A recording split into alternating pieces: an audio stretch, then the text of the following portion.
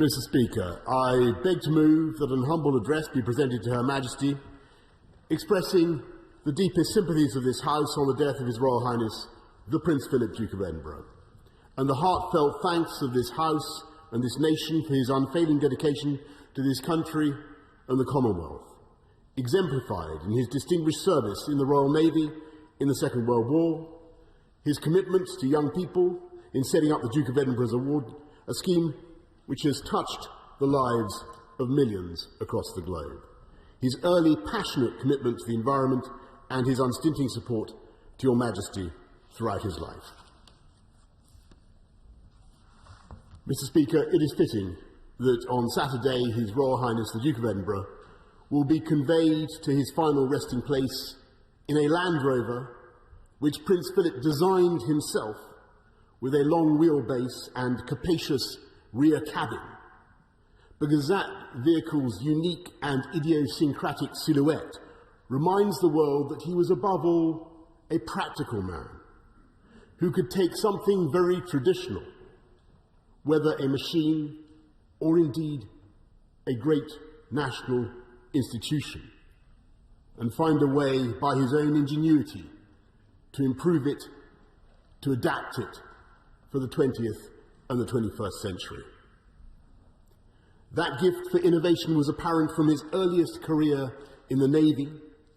When he served in the Second World War, he was mentioned in dispatches for his alertness and appreciation of the situation during the Battle of Cape Matapan, and he played a crucial role in helping to sink 2 enemy cruisers.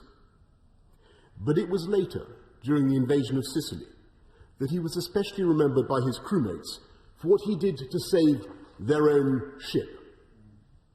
In a moment of high danger, at night, when HMS Wallace was vulnerable to being blown up by enemy planes, he improvised a floating decoy, complete with fires to make it look like a stricken British vessel, so that the Wallace was able to slip away and the enemy took out the decoy. He was there at Tokyo Bay in 1945, barely 200 yards away from the Japanese surrender on the deck of USS Missouri. But he wasn't content just to watch history through his binoculars. It seems that he used the lull to get on with repainting the hull of HMS Whelp, and throughout his life, a life that was of necessity, wrapped from such a young age in symbol and ceremony, one can see that same instinct to look for what was most useful, for most practical, and what would take things forward. He was one of the first people in this country to use a mobile phone. In the 1970s, he was driving an electric taxi on the streets of London, the forerunner of the modern low-carbon fleet, and again, a vehicle of his own specifications. He wasn't content just to be a carriage driver. He played a large part in pioneering and codifying the sport of competitive carriage driving.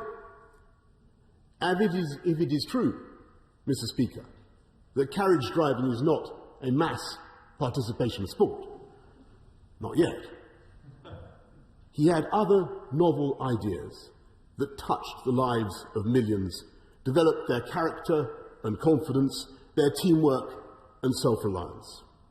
It was amazing and instructive to listen on Friday to the Cabinet's tributes to the Duke and to hear how many of them were proud to say that they or their children had benefited from taking part in his Duke of Edinburgh award schemes. I will leave it to the House to speculate as to who claimed to have got a gold award and who got a bronze. But I believe those ministers spoke for millions around the world, across this country, who felt that the Duke had in some way touched their lives. People whose work he supported in the course of an astonishing 22,219 public engagements. People he encouraged, and people, yes, that he amused. It is true that he occasionally drove a coach and horses through the finer points of diplomatic protocol. And he coined a new word, dontopedology, for the experience of putting your foot in your mouth. And it is also true, Mr. Speaker, that amongst his more parliamentary expressions, he commented adversely on the French concept of breakfast. He told a British student in Papua New Guinea that he was lucky not to be eaten, and the people of the Cayman Islands that they were descended from pirates, and that he would like to go to Russia, except that, as he put it, the bastards murdered half my family. But, Mr. Speaker, the world did not hold it against him. On the contrary, they overwhelmingly understood that he was trying to break the ice, to get things moving, to get people laughing, and to forget their nerves. And to this day, there is a community in the Pacific Islands that venerates Prince Philip as a god or a volcano spirit, a conviction that was actually strengthened when a group came to London to have tea with him in person. When he spoke so feelingly about the problems of overpopulation and humanity's relentless incursion on the natural world and the consequent destruction of habitat and species, he contrived to be at once politically incorrect and also ahead of his time. In a quite unparalleled career of advice and encouragement and support, he provided one particular service that I believe we in the House know in our hearts was the very greatest of all. In the constant love he gave to Her Majesty the Queen as her liege man of life and limb, in the words he spoke at the coronation, he sustained her throughout this extraordinary Second Elizabethan age, now the longest reign of any monarch in our history. It was typical of him that in wooing Her Majesty, famously not short of a jewel or two, he offered jewellery of his own design. He dispensed with the footmen in powdered wigs. He introduced television cameras, and at family picnics in Balmoral, he would barbecue the sausages on a large metal contraption that all Prime Ministers must have goggled at for decades, complete with rotisserie and compartments for the sauces, that was, once again, Mr. Speaker, a product of his own invention and creation. Indeed, as an advocate of skills and craft and science and technology, this country has had no royal champion to match him since Prince Albert.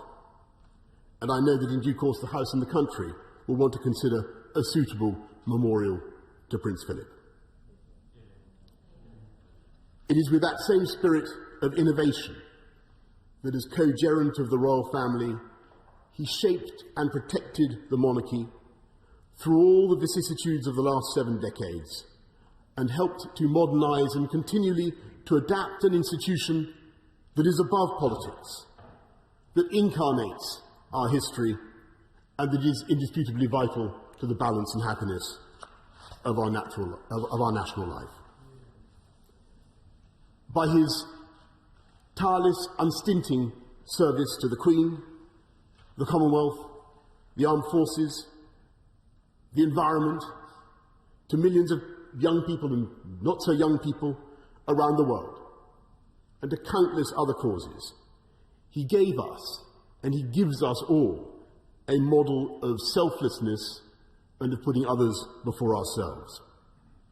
And though I suspect, Mr. Speaker, that he might be embarrassed or even faintly exasperated to receive these tributes, he made this country a better place, and for that he will be remembered with gratitude and with fondness for generations to come.